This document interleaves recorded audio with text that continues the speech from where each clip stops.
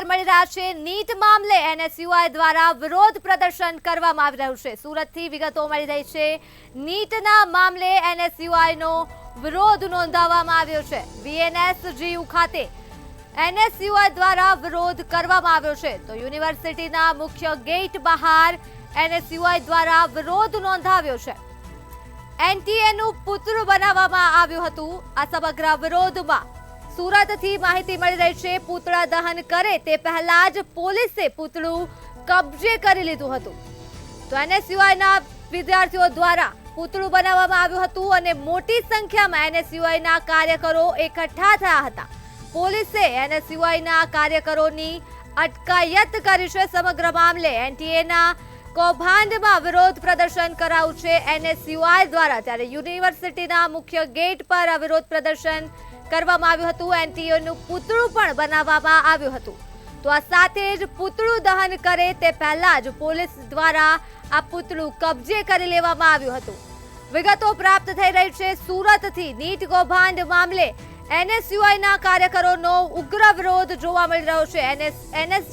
VNSGU ખાતે વિરોધ કરવામાં આવી રહ્યો છે। તો આ સાથે જ યુનિવર્સિટીના મુખ્ય ગેટ બહાર વિરોધ નોંધાવ્યો છે।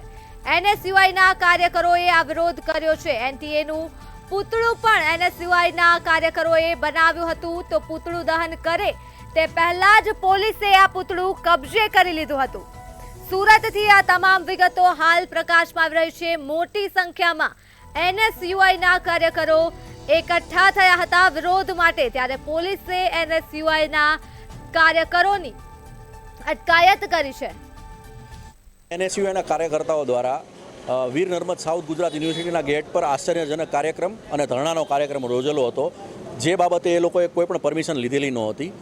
તેથી આશ્ચર્યજનક કાર્યક્રમમાં એ લોકોએ પુતળા દહનનો કાર્યક્રમ ગોઠવેલો હતો, જેને પોલીસે અસફળ બનાવ્યો છે। અને આ કાર્યક્રમ માટે પોલીસે 25 થી 30 યુવા કાર્યકર્તાઓની અટક કરેલી છે, ડિટેન કરેલા છે।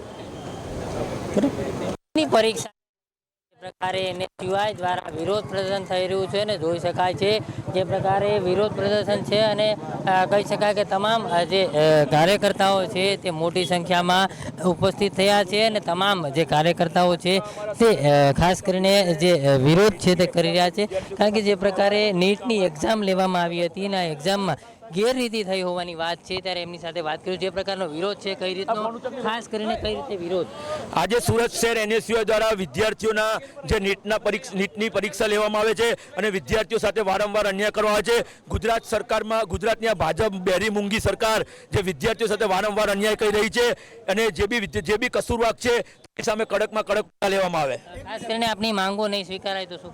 અમારી માંગો સ્વીકારવામાં નહીં આવે તો આવનારા સમયમાં એનએસયુઆઈ ઉગ્રમાં ઉગ્ર આંદોલન કરશે અને ગાંધી ચિંધ્યા માર્ગે આંદોલન કરશે। અને જો ગાંધી ચિંધ્યા માર્ગે આંદોલનમાં સરકાર નહીં સમજે તો અમને ભગતસિંહ બનતા વાર નહીં લાગે। જે પ્રકારે તમામ કાર્યકર્તાઓ છે તે નારેબાજી કરીને વિરોધ છે તે નોંધાવી રહ્યા છે।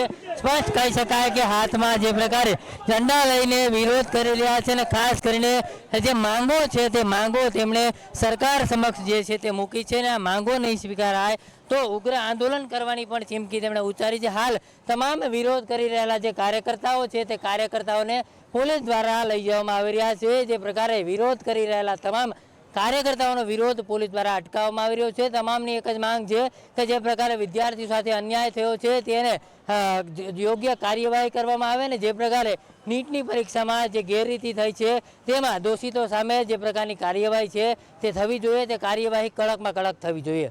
કેમેરામેન કેસી વઘાસિયા સાથે દિવેશ પરમાર, મંતવ્ય ન્યૂઝ, સુરત।